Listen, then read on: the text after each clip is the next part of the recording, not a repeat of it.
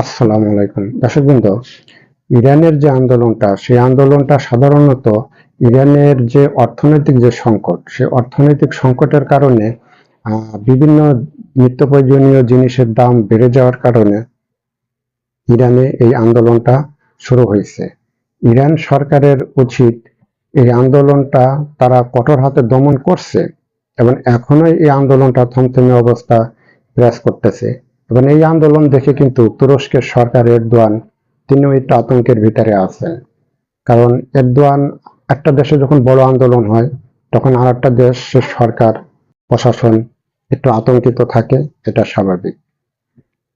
আর এই যে নিত্য প্রয়োজনীয় জিনিসের দাম বৃদ্ধি পাওয়া, এটা আমার মনে হয় যে ইরানের জনগণের আয়ত্তের বাইরে চলে গেছে। ঠিক এরকমটা হয়েছিল 2024 সালে আমাদের বাংলাদেশে। যে ডিমের হালি 80 টাকা, আলুর কেজি 60 টাকা, তারপর রসুনের কেজি 250 টাকা, আটার কেজি 80 টাকা। আটার কেজি 80 টাকা, এখন তো সেই আটা 35 টাকা 40 টাকায়ও পাওয়া যাচ্ছে। ঠিক ছাত্ররা যখন আওয়ামী লীগ সরকারের বিরুদ্ধে আন্দোলন করে, ওই সময় সাধারণ মানুষ এই নিত্য প্রয়োজনীয় জিনিসের দাম বাড়ার কারণে সাধারণ মানুষও ছাত্রদের সাথে যাইয়া একত্রিত হয়, যার কারণে আওয়ামী লীগ সরকার আর টিকতে পারে নাই। সেম এই একই জিনিসটা ইরানে হয়েছে বা হইতেছে, যার কারণে ইরানের জনগণ ইরান সরকারের বিরুদ্ধে তারা আন্দোলন করতেছে। এই যে আন্দোলন, ইরান সরকারের উচিত মার্কিন প্রশাসনের সাথে যেভাবেই হোক তার দেশকে অর্থনৈতিকভাবে সচল রাখার জন্য যা যা কিছু করণীয় সেটা করা, এবং ডোনাল্ড ট্রাম্পের সরকারের সাথে তারা যদি একটা সুসম্পর্ক গড়ে তোলে, তাহলে আমার মনে হয় যে ইরানের যে অর্থনৈতিক যে দুরবস্থাটা সেটা কেটে যাবে। এবং এখানে কিন্তু খুব বুদ্ধিমত্তার সাথেই এগিয়ে হবে ইরানকে। যেরকম মিডল ইস্টের অনেক দেশ আছে খুব বুদ্ধিমত্তার সাথে তারা রাষ্ট্র পরিচালনা করে, যেরকম এরদোয়ান, তুরস্কের প্রেসিডেন্ট এরদোয়ান, এবং আরো অনেক দেশ আছে মিডল ইস্টের ভিতরে। তারা কখনো মার্কিন যুক্তরাষ্ট্রের মার্কিন যুক্তরাষ্ট্রকে কখনো তারা হুমকি দামকি দেয় না।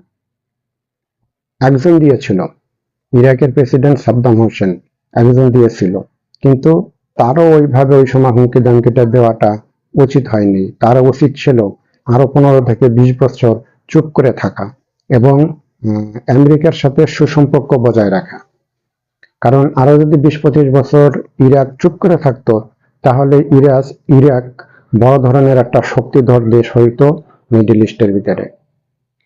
কিন্তু মিডল ইস্টের এইসব সরকার তারা অনেক সময় রাজনীতির চালে ভুল করে ফেলে।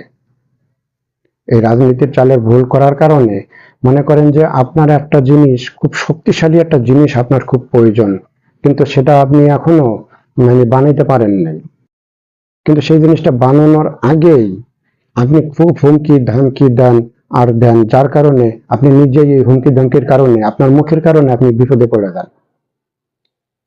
এই জন্য এমন কোনো কথা বা এমন কোনো বক্তব্য কোনো রাষ্ট্র প্রধানকে বা সরকার প্রধানের দেওয়া উচিত না, যাতে তার এই মুখের বক্তব্যের কারণে যাতে তার ওই রাষ্ট্রটা বিপদে পড়ে যায় বা রাষ্ট্রের মানুষগুলি বিপদে পড়ে যায়।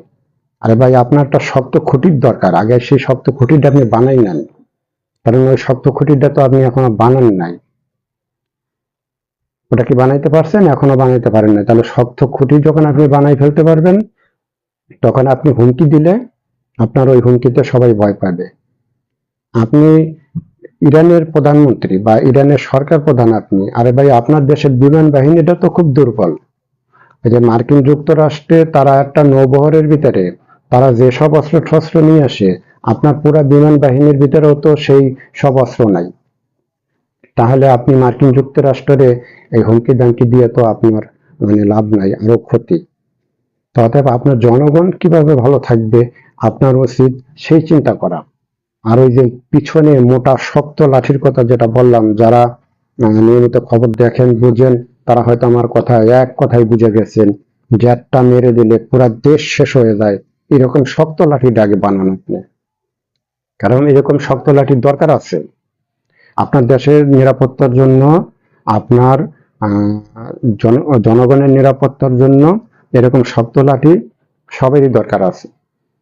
দেখেন না, পাকিস্তান তাদের অর্থনৈতিক অবস্থা খারাপ থাকলেও তাদের শক্ত লাঠি আছে, এবং তাদের পাশে চীন, ইন্ডিয়ার মতো দেশও তাদের কাছে কিছু না। তো ধন্যবাদ দর্শকবৃন্দ। যদি আমার এই নিউজটা আপনাদের কাছে ভালো লাগে, ভালো থাকবেন, সুন্দর থাকবেন, এই দোয়া রইল আপনাদের সবার প্রতি। আসসালামু আলাইকুম।